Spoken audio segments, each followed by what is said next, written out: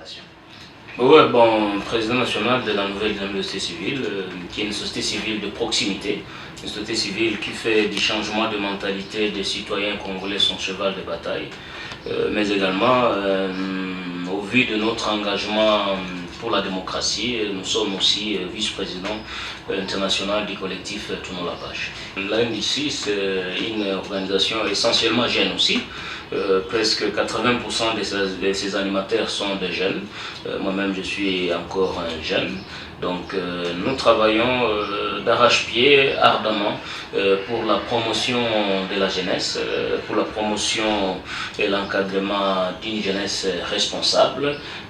Comme société civile, nous essayons de faire de notre mieux pour amener cette jeunesse à s'assumer et pour amener cette jeunesse à prendre conscience que la jeunesse, c'est pas seulement ce qu'on dit l'avenir de demain, mais la jeunesse, c'est le présent aussi. La jeunesse ne doit pas attendre que des lendemains meilleurs. La jeunesse a d'obligations, a d'opportunités de se manifester, de s'épanouir, de s'assumer. Le Congo, il est majoritairement jeune, tout comme l'Afrique en bonne partie, c'est un continent majoritairement jeune. Donc les jeunes ont une grande part de responsabilités et dans tout ce que nous connaissons, dans tout ce que nos pays sont en train de subir, que ce soit du côté dictature, que ce soit du côté violation des droits humains, que ce soit aussi du côté de manipulation de ceci, de la part de ceux qui nous dirigent. Donc moi je pense que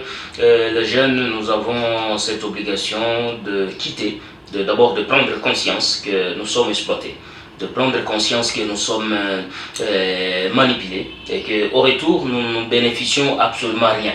Nous servons de l'échelle à ceux qui sont déjà bien positionnés, à ceux qui recherchent leurs intérêts personnels et égoïstes, à ceux qui sont à la quête de positionnements politiques. Et malheureusement, c'est nous, les jeunes, qui nous laissons manipuler, nous nous laissons instrumentaliser, nous nous laissons exploiter. Et souvent, c'est au prix des miettes. C'est au prix de miettes, c'est pas pour de promotion d'une jeunesse entrepreneuriale, c'est pas pour de financement de projets de jeunes, mais c'est juste pour de miettes, pour une bouteille de prémices, c'est pas moi, pour une brochette de chair.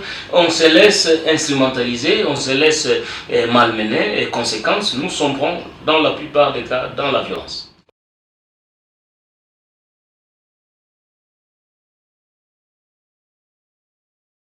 Oui, bon, il faut préciser que ça c'est un aspect positif, parce que les jeunes des années 60, des années 70, des années même 90 ne sont pas les mêmes que les jeunes d'aujourd'hui.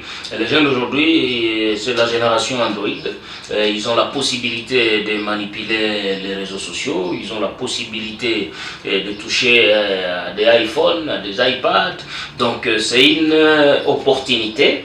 C'est quelque chose qui est venu pour aider les jeunes à mieux reprendre connaissance, à mieux reprendre conscience de ce qui doit leur venir en principe. Et nous sommes en train de prôner une utilisation beaucoup plus responsable des réseaux sociaux. Certes, les réseaux sociaux sont là, et ça nous permet de communiquer en temps réel, d'échanger avec quelqu'un qui est au Canada, qui est, c'est pas, en Australie, mais est-ce que nous faisons une bonne utilisation de ces réseaux sociaux? Ah voilà, c'est ça la question que je me pose souvent.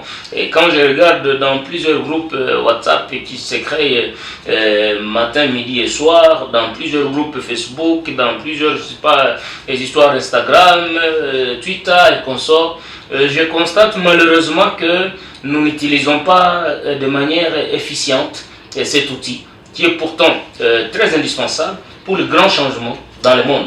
Et si aujourd'hui en Égypte il y a eu des grands changements, en Tunisie, c'est notamment parce que les jeunes se sont impliqués et ils ont utilisé positivement les réseaux sociaux. Mais chez nous, le mal est que nous continuons à utiliser les réseaux sociaux pour des injures, les réseaux sociaux pour des attaques personnelles, les réseaux sociaux pour des coups bas, et des fois entre nous-mêmes jeunes, et ce qui ne nous avantage pas. Et lorsque nous sommes exploités par ces mêmes dinosaures, par ces mêmes gérontocrates qui ne veulent pas quitter le pouvoir, ils nous donnent des mégas pour que nous puissions nous entrer entre nous-mêmes jeunes, pour que nous puissions nous tendre de peaux de banane entre nous-mêmes jeunes, ce qui n'est pas une très bonne chose. Donc on aurait souhaité, ça c'est une grande recommandation à toute cette jeunesse qui nous suit à travers ces images, et que nous puissions reprendre notre conscience et que nous nous disions que les réseaux sociaux sont là comme des vecteurs de changement. Et ces réseaux sociaux doivent être considérés comme tels.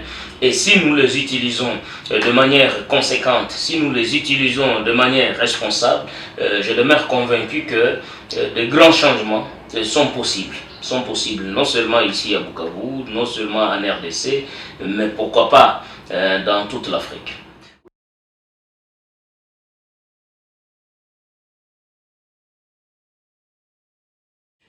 Bon, les stratégies que nous sommes en train de mettre en place, c'est d'abord la conscientisation. Parce qu'une jeunesse qui n'est pas consciente, bon, moi je dirais qu'elle n'en est pas une.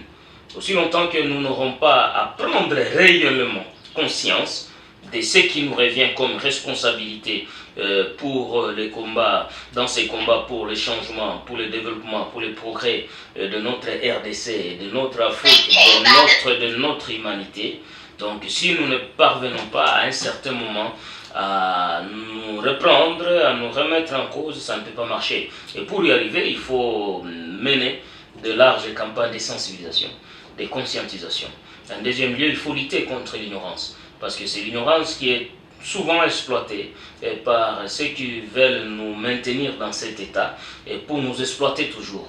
Et nous essayons de montrer aux jeunes, de leur dire des vérités et de manière concrète, de manière directe, et sans gants ni lunettes, question de les amener à se dire, bon, une façon de les amener à une révolte, à une révolution, un peu pacifique, pas violente, parce que nous prenons la non-violence, une non-violence active, les amener à se révolter et de quitter cet état-là de résignation permanente qui nous caractérise. Parce que nous disons, bon c'est comme ça que notre pays est fait, bon, nous qu'est-ce que nous pouvons faire? Moi, pauvre jeune, qu'est-ce que je ferai? Donc ces Congos a toujours été comme ça, je ne peux rien. Et il y a d'autres jeunes même qui nous disent, nous qui sommes des leaders, des jeunes, des responsables, il y en a qui nous disent, mais vous pensez que vous ferez la différence, vous pensez que vous changerez ces Congos, vous pensez que vous serez différent des autres. Donc quittez un peu cette perception négativiste de l'apport, du combat, des forces de la jeunesse, vers une perception beaucoup plus positivante, et c'est ce qui peut nous amener quand même à nous retrouver et à sortir en fin de compte de notre profond sommeil et nous assumer non seulement comme force de l'avenir, mais aussi comme force du présent.